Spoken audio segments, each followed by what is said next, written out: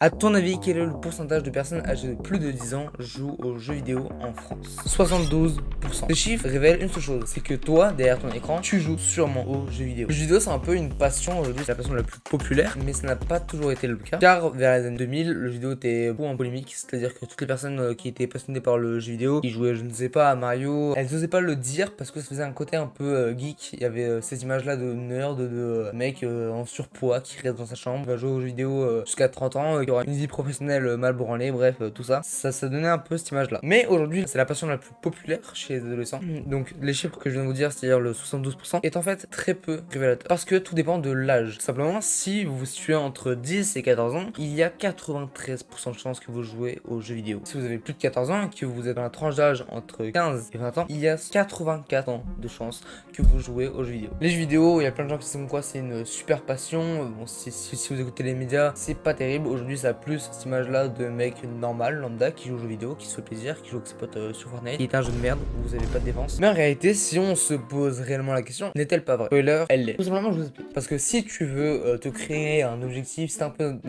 en train de rentrer dans ce truc développement personnel, tu vas voir que les jeux vidéo en réalité sont pas très utiles. Par exemple, si tu veux monter une chaîne YouTube, tu vas vite finir par arrêter les jeux vidéo. Si tu veux construire un business, tu vas vite passer par l'étape d'arrêter les jeux vidéo. Pourquoi? Parce que les jeux vidéo, certes, c'est bien, mais c'est très addictif et ça fait perdre ton temps. Simplement, c'est parce que tu passes des heures et des heures. Par exemple, moi sur Fortnite, j'ai 2000 heures en 4 ans de jeu, c'est littéralement énorme. Mais tu passes tes heures et des heures à faire évoluer un personnage. Par exemple, moi, si tu es level 1, bah tu vas passer level 2. D'ailleurs, on parlera un peu de système un peu plus tard dans la vidéo. Et déjà, rien que ça sera un peu gratifiant. Mais que tu sois level 200, level 300, le but dans tous les cas dans un jeu vidéo, c'est d'être le meilleur. Comme dans la vraie vie au final. Moi, personnellement, je vois la vie comme une compétition. Je vois comme quoi, par exemple, on a tous les mêmes objectifs, c'est-à-dire avoir une bonne situation financière, avoir des abdos visibles, avoir une jolie femme ou un joli mec. Mais c'est pour ça que la vie, c'est un peu une compétition parce que les objectifs sont donnés aux meilleures personnes. Et si tu joues aux vidéos, tu as très peu de chances d'atteindre tes rêves. Par exemple, sur les réseaux sociaux, on voit beaucoup de trucs de riches, de personnes qui roulent en Lamborghini. Et tu te dis, bah moi personnellement, je me disais, ah, j'ai trop envie de devenir ce genre de personne-là.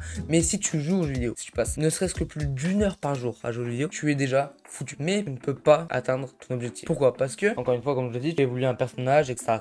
Mais tout ça, c'est virtuel. Bon, je te prends pas pour un con, tu sais très bien comme quoi c'est virtuel. Et du coup, pourquoi tu fais? Pourquoi tu joues si c'est faux? Si tu sais que tu vas mettre 3 heures dans un jeu vidéo, par évoluer un personnage, tu sais très bien que ces 3 heures là vont s'envoler. Pourquoi? Parce qu'en fait, les jeux vidéo, comme je viens de le dire, c'est du virtuel. Et le but du virtuel, c'est de recopier la réalité, entre guillemets. Et toute cette compétition qu'il y a dans la vie, par exemple, avoir un très beau physique, tout le monde veut avoir un beau physique, tout le monde veut avoir le corps de Zoro, même s'il est un peu dopé, c'est tellement cliché, putain. C'est vrai que c'est très chiant d'aller à la salle de sport, de trouver un programme, de devoir faire un programme, de devoir faire des séances, soulever des poids, c'est chiant. C'est chiant. Et ça s'appelle l'effort. Maintenant, si on reprend cette compétition que je viens d'expliquer à travers la musculation ou le sport en général, et qu'on le prend dans les jeux vidéo. Par exemple, t'as un jeu vidéo où tu dois faire évoluer ton personnage. Par exemple, au level 1, ton personnage il est plus la merde, il a un skin de con. Et au level 15, tu te bloques une nouvelle armure qui te rend plus puissant, plus fort. C'est un peu comme des muscles au final. Et bah, la différence entre les jeux vidéo et la réalité, c'est qu'en fait, quand t'arrives sur un jeu, bah t'as déjà un plan construit, un plan d'action. Par exemple, souvent, les formations en ligne, comme par exemple Yumi Denzel, Antoine Blanco,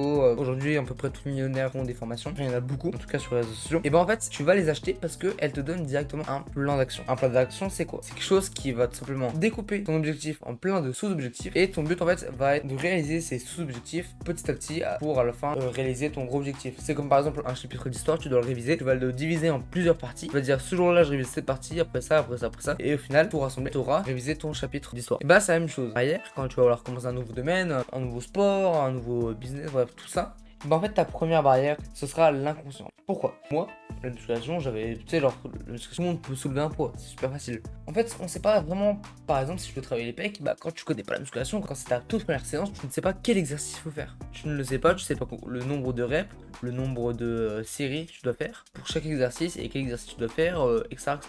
Et bah ça, tu vas le débloquer grâce à de l'expérience. Sauf que c'est chiant, ça met longtemps à avoir un bon plan d'action. C'est pour ça que souvent il y a des formations, comme je l'ai dit, il y a des formations qui vont te permettre de te donner un programme sportif pour pouvoir te muscler plus rapidement.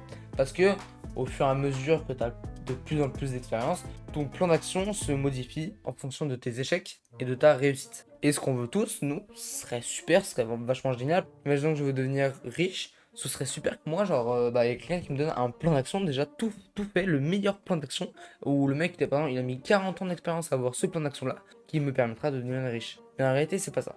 Sauf que, à l'inverse, c'est que les jeux vidéo, bah, dès que t'arrives, tu as déjà ce plan d'action-là. Du coup, c'est super facile. T'arrives, t'as déjà, pour faire évoluer ton personnage, du level 1 au level 2, tu as déjà des quêtes, tu as déjà des saisons, tu as déjà un objectif qui est par exemple, je sais pas, dans Fortnite, tu dois tuer des gens. Tu as déjà tout ça. Toutes ces étapes chiantes que la vie te donne à réaliser un objectif, les jeux vidéo te le donnent gratuitement.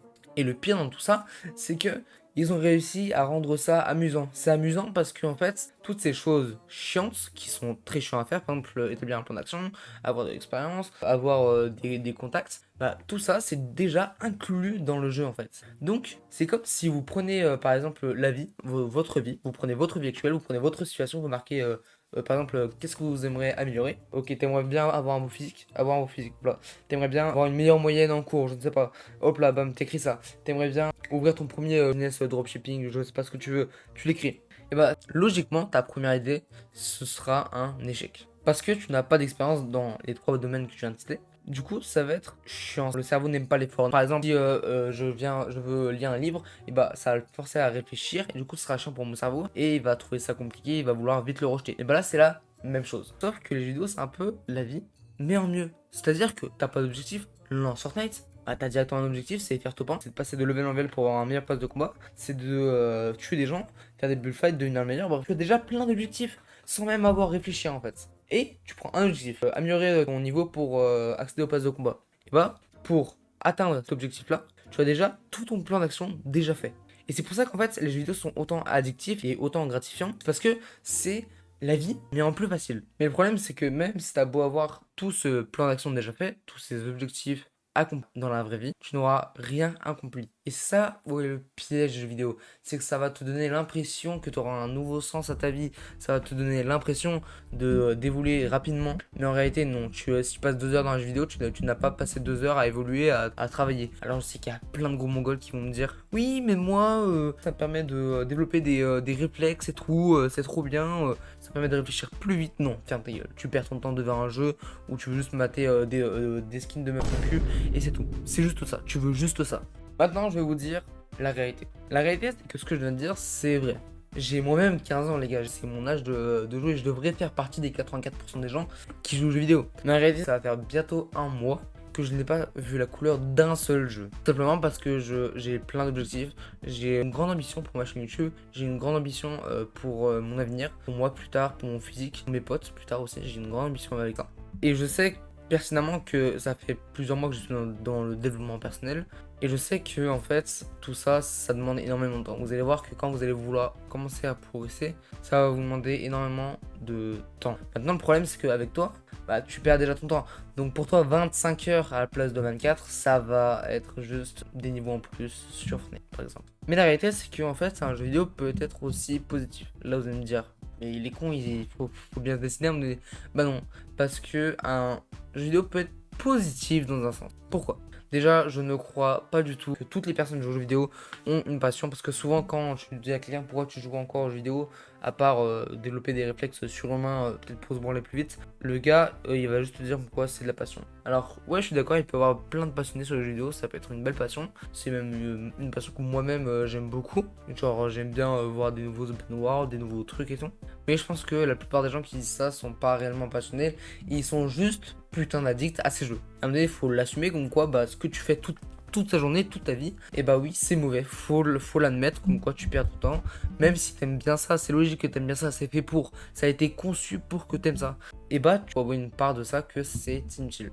Maintenant, c'est vrai que le jeu vidéo peut être pas mal. Mais en fait, tout dépend à la dose dont tu l'utilises. Par exemple, il y a une différence entre un mec qui joue 4 heures par jour aux jeux vidéo et un mec qui joue 1 heure par semaine. Si derrière l'écran tu fais quoi, mais une heure par semaine, c'est rien. Tu es un putain d'addict, mec. La différence entre toi et moi, c'est que moi, quand je vais m'accorder une semaine, une seule semaine de tryhard de vidéo complète, c'est quand j'aurai déjà beaucoup avancé sur mes objectifs. J'ai envie de me motiver parce qu'un jeu vidéo peut être motivant. Sur Zelda, un jeu qui peut être très motivant, il y a plein de retours, il y a plein de mecs qui disent ouais, Zelda c'est un jeu vidéo qui est super motivant et tout. Mais les jeux vidéo type, je sais pas, genre Warzone, Fortnite, bref, vous voyez à peu près ce genre de vidéo là, genre Brawl Stars et tout, ça sert à rien, vous avez pas d'histoire, vous avez pas de personnage. Et Maintenant, comment arrêter les jeux vidéo?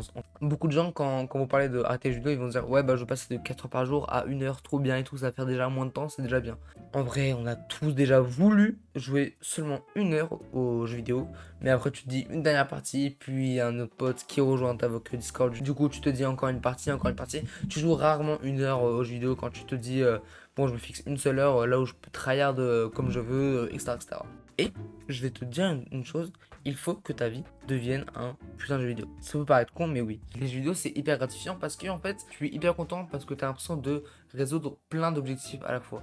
Et bien, il faut que ta vie soit pareille. Il faut que tu écrives les objectifs que tu as envie de réaliser. Tu les découpes en plusieurs objectifs et tous les jours, pour tous les objectifs, tu passes minimum 1 heure. Tu verras que rien que ça va te prendre beaucoup de temps dans la journée. Et tu vas y penser, du coup, généralement, tu vas passer encore plus de temps inconsciemment.